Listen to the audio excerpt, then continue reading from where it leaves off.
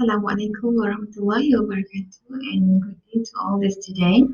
Okay, my name is Nur Azida binti Sahawuddin. I will continue to teach you on the topic normalization. Okay, for this, in this video, we will go for the normalization process for the first normal form, but we more focus on the dependency. Okay. So, just recap about the previous video. Okay, in the first number form, actually we have three steps. The first step, we want to eliminate the noun. The second step, we want to identify the primary key. And the third step is we want to identify all the dependency. Actually, for the previous video, I only teach you on the step number 1 and number 2. So this week we continue for the step number 3. Okay, for the step number 1, how to eliminate the null? We just put all the value in all the table. Okay. Second step, we identify the primary key. For this example, we have two primary key, which is project number and employee number. If you don't know why we take the primary key, project number and employee number, please refer for the previous video.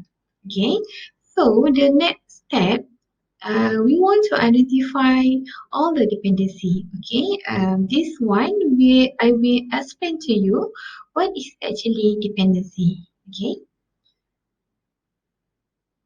Okay, just to recap back, when we have the first number form, we need to write down the first number form in the relational schema. Okay, we just write down the table name. This example we put as assignment as the table name and write down all the attribute, and we need to underline the primary key. For this case, the primary key is project number and employee number.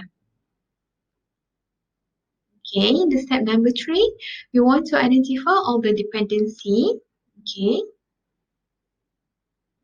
so what is dependency? Okay, dependency. Actually, we have three types of dependency. The first one, it is a functional dependency, or we also known as a partial dependency. The second one is the full functional dependency, and the third one is the transitive dependency. Okay, we go one by one. Okay, functional dependency. Okay, if A and B are attributes of relation R, B is functionally dependent on A. Denotes A denoted A. We have arrow and B to the B. Okay, here we have the determination. If you know the value of attribute A, you can determine the value of the attribute B. Means that this example, let's say the attribute A is the student ID.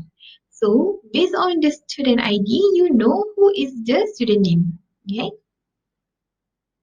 So this is how we figure out for the functional dependency, and how we read this is we read that this figure B is functionally dependent on A.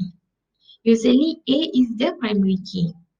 Okay, the determinant of a functional dependency refers to the attribute or group of attribute on the left hand side of the arrow. Okay, let's say we have example student table. Okay, in this table we have three columns: student number, student name, and student surname.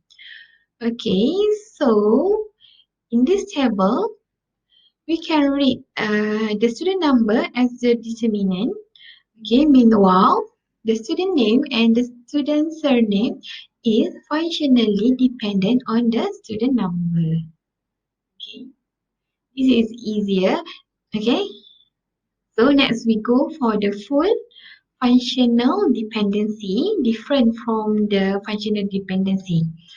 Okay, if the attribute B is functionally dependent on a composite key A but not on any subset of the composite key, the attribute B is fully functionally dependent on A. Okay, we look at this example. Let's say we have the student grade table. Okay, here the difference is we have three columns. The first column is student number. The second column is the course code, and the third column is the grade. Okay, for this table, let's say we only have one primary key, student number. Okay, is it possible we know the grade?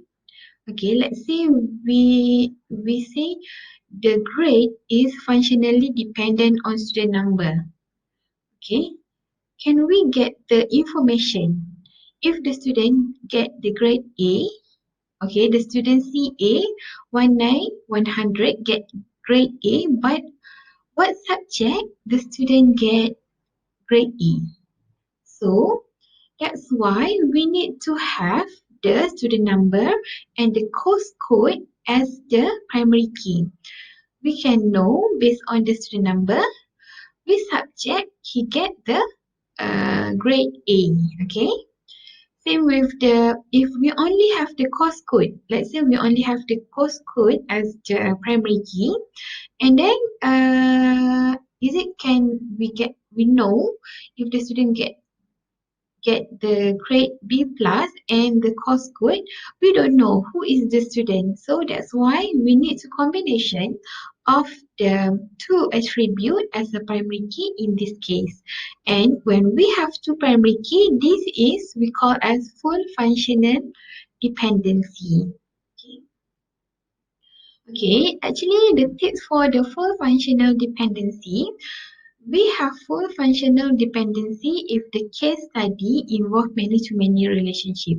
If you remember when we draw the ERD, when we have the many-to-many relationship, we create a new entities.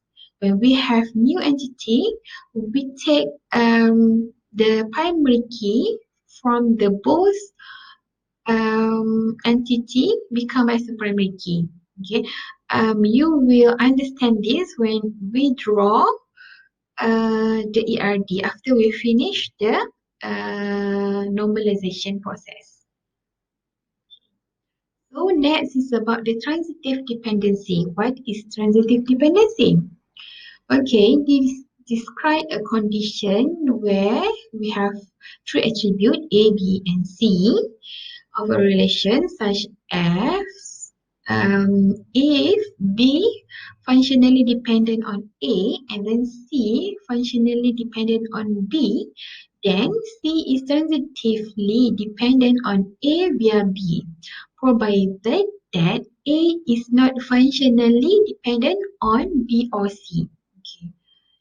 This is example for this is, let's say we have employee number as A, job class as B, and charge hour as C. Okay, here we know that based on the employee number, we know that the job class. Okay, job class means that the job position. When we know the employee number, we know what is the position of the worker, employee. And based on the job class, we know the charge hour, the payment for the employee based on the job class. Okay.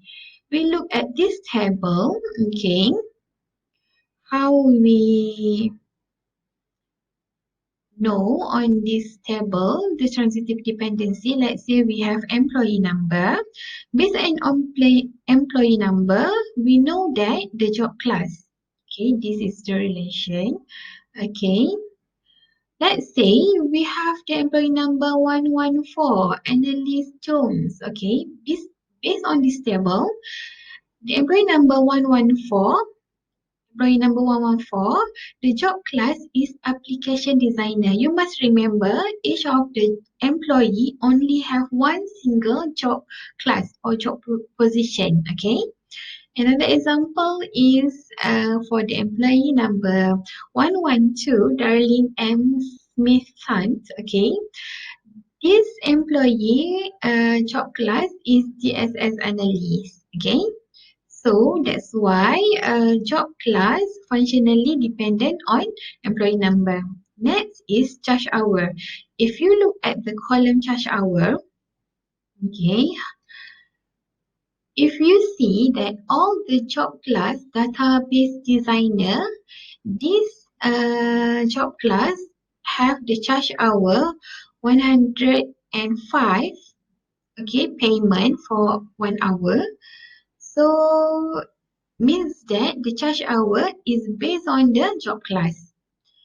Another example is for the programmer. All the programmer, the job class as a programmer, we get the same payment for 1 hour, which is 35.75. Okay, this is the transitive dependency. Okay,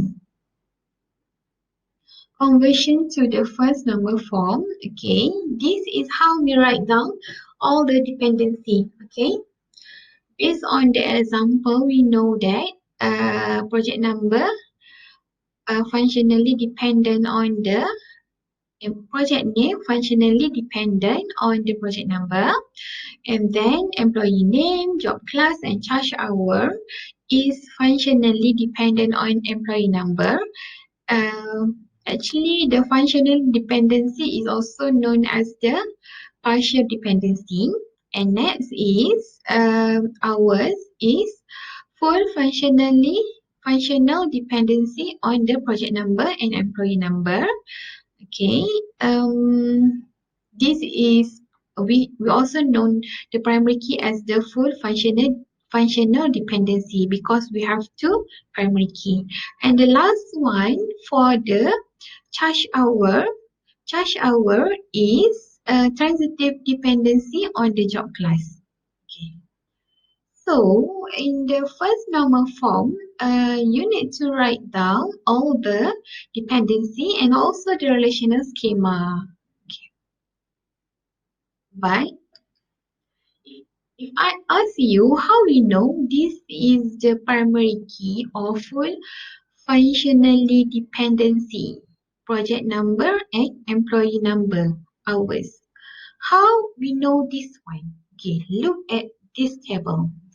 Okay, for the hours, okay, for the column hours, let's say we only have the primary key, project number only. Can we know, based on the project number for that hour, who is the worker work for that hour? Okay, if we only have the employee number as the primary key, can we know the employee work for that hour for which project? So that's why hours need to have the combination of the primary key. We need to know which project number, who is the worker, so that we know how many hours that the worker work for that project. Hope that you understand for this one, okay? Full functionally dependency. Most of the time, the student have problem to find out the full functionally dependency. Okay, so the conclusion, okay, for the first number form, we already eliminate the null, we already identify the primary key and write the relational schema. And the step number 3, we already know the all the dependency. You must write down in the first number form, you must write down all these dependency, the partial dependency, the primary key. Primary key is also known as the full functional dependency and also the transitive dependency. Okay, I think that's all for today. Hope that you understand about the first number form. See you in the next video on the second number form. Okay, thank you.